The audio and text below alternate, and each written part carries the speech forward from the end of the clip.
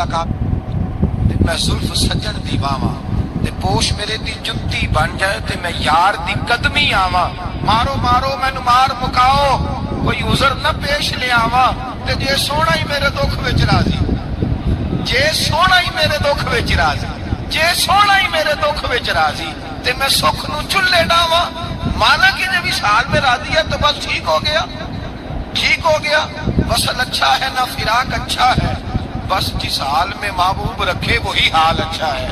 बस जिस हाल में उन्होंने रखा बात ठीक हो गई। इसमें अब इंसान शिकवा करते फिरे कि ये किस तरह है, वो किस तरह, अपने आप को मुतमईन रखा है। मुश्किल के बाद जो आसानी आई, हजरत लुकमान हकीम, उनके नाम पर कुरान मजीद की पूरी सूरत है। हजरत लुकमान हकीम अलैहि रहमा आप अपने बेटे को नसीहत कर रहे थे। कहने लगे बेटा को मुश्किल आए तो घबराना नहीं, कोई मुश्किल आए तो करे बेटों को समझ आ जाए कि मुश्किल आए तो, समझ आ रही है बात की, मुश्किल आए तो। और क्या खूबसूरत जुमले, बेटे को बिठा के कहते हैं बेटा छोटी मुश्किल आएगी तो अल्लाह बड़ी मुश्किलात आसान कर देगा। समझो छोटी मुश्किलात आई तो अल्लाह ने बड़ी मुश्किलें उसने आसान कर दी।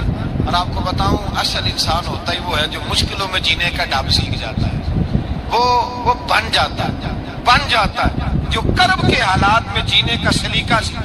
अपने बच्चों को ये समझाना, हजरत लुकमान बेटे मुश्किल आए तो घबराना नहीं, बड़ी को टाल देती है, वो नेकी का और आसानी का पेश खैमा होती है। अल्लाह उसके बाद आसानी समझा रहे हैं। कुछ दिनों के बाद कहने लगे आओ फुला अल्लाह के नबी की मुलाकात को चले, फुला नबी अलैहिस्सलाम से मिलने चलते हैं। उस जमाने में जो नबी थे उनसे मिलने चले गए। बेटे को बात याद थी, घोड़े पे बैठे, इमाम इब्ने जौजी ने इसको लिखा है, घोड़े पे बैठे थे दोनों के पास घोड़े थे।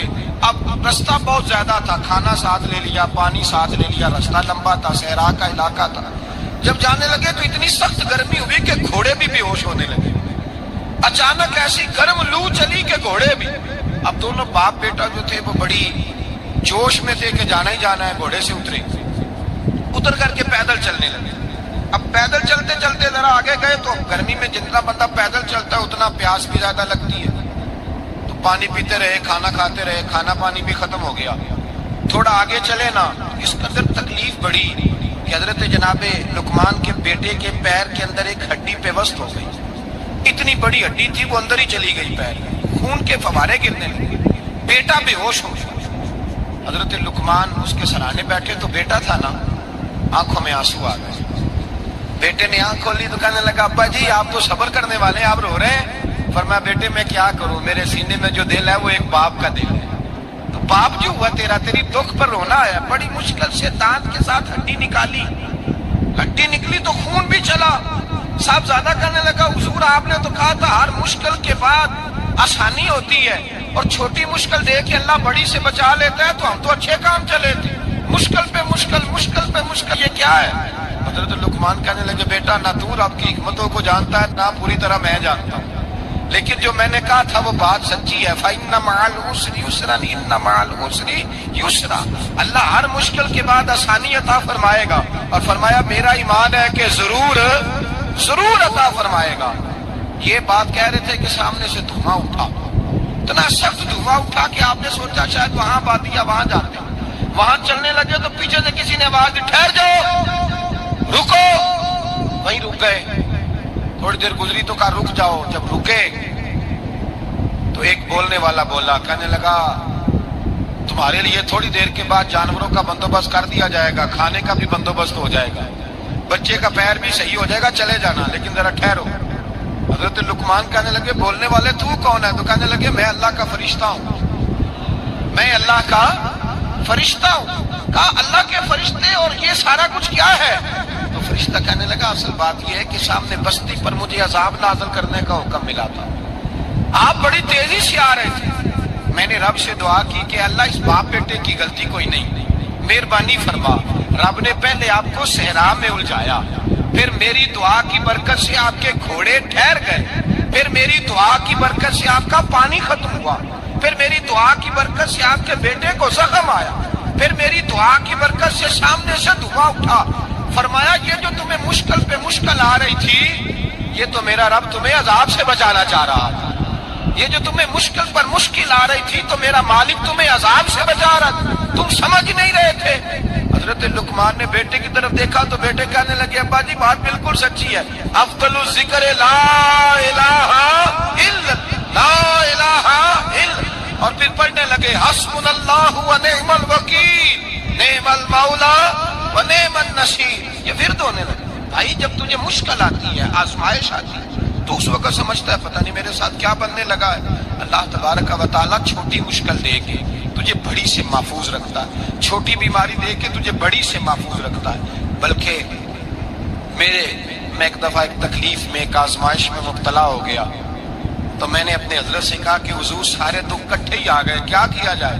تو آپ فرمانے لگے بڑے خوش نصیب ہو، جوانی میں اللہ نے دکھ دے دیے، بڑھاپے میں آئے تو برداشت نہیں ہوتے، یہ تو بڑے وقت پہ آ گئے، شکر ادا کرنا چاہیے، اس زمانے میں برداشت نہیں ہوتے، اب آسانی ہے، ان کو برداشت کرو، ہمت کرو۔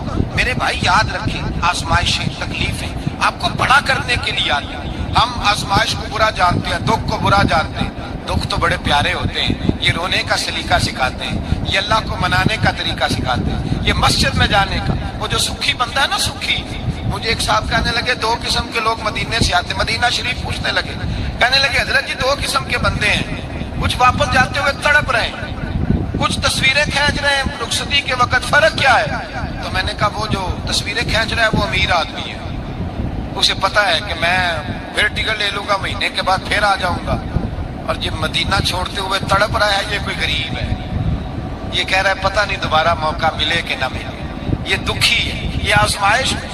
دکھی سکھی بندہ تو مکے جا کے نہیں روتا، وہاں بھی کھڑا ہے، ڈٹ کے کھڑا، دکھی کوئی نہیں تو روئے کیسے؟ روئے کیسے؟ دکھیے دی گل دکھیا ہی جانے، دکھیے دی گل، کیا خوبصورت لفظ ہے میاں صاحب کی، اور لفظوں میں حسن دیکھے کہنے لگے دکھیے دی گل، یہ دکھیا ہی جانے تے سکھیے نو کی خبراں، تے یار جنہاں دے موت نے مارے روندے نہیں تک تک قبراں۔ یہ مشکل مرحلہ ہوتا ہے، جب انسان تکلیف میں ہوتا ہے پھر اسے احساس ہوتا ہے، اور تکلیف والے کو ہی تکلیف والے کی تکلیف کا احساس ہوتا ہے۔ جب آپ کو اللہ مشکل دیتا ہے تو سمجھ لیں رب آسانی دینا چاہ رہا ہے، جب تیز دھوپ آتی ہے تو سمجھ لیں اللہ گرم ہوا گزار کے ٹھنڈی بارش برسانا چاہ رہا ہے، اور جب چاروں طرف سے گھٹن ہو، پنجابی میں کہتے ہیں گما لگ جائے، تو پھر سارے بول کے کہتے ہیں اب جو طوفان آئے گا وہ سخت ہی آئے گا، اس لیے کہ گھٹن جتنی زیادہ ہوتی ہے پھر فضل بھی اتنا۔ جن لوگوں نے تکلیفیں زیادہ سہی تھی رب نے عزتیں بھی زیادہ ہی عطا فرمائی، جن لوگوں نے تکلیفیں زیادہ سہی نہ انہیں اللہ نے درجہ بھی۔ حضرت بلال حبشی نے بڑی تکلیف سہی، مارا کرتا تھا میاں، بڑا مارتے تھے، اتنا مارتے تھے کہ موٹے، آپ نے کبھی دیکھے ہیں دیہاتوں میں موٹے موٹے موٹے موٹے پائے ہوتے تھے، چار پائیوں کے، موٹے موٹے موٹے موٹے پان کی چار پائیاں اور بڑی چار پائیاں کافر بچھا کے بیٹھ جاتے ہیں، اور حضرت بلال حبشی کے پیر ان کے نیچے رکھ دیتے، ہاتھ ان کے نیچے رکھ دیتے، آگ لوہا گرم کر کے اس کے اوپر ننگے بدن لٹا دیتے۔ مکے نے بڑی آزمائشیں دیکھی، پھر اسی مکے نے، مدینے نے عجیب رنگ دیکھا کہ میرے نبی معراج سے واپس آئے، اور حضور نے عظمت دی، فرمایا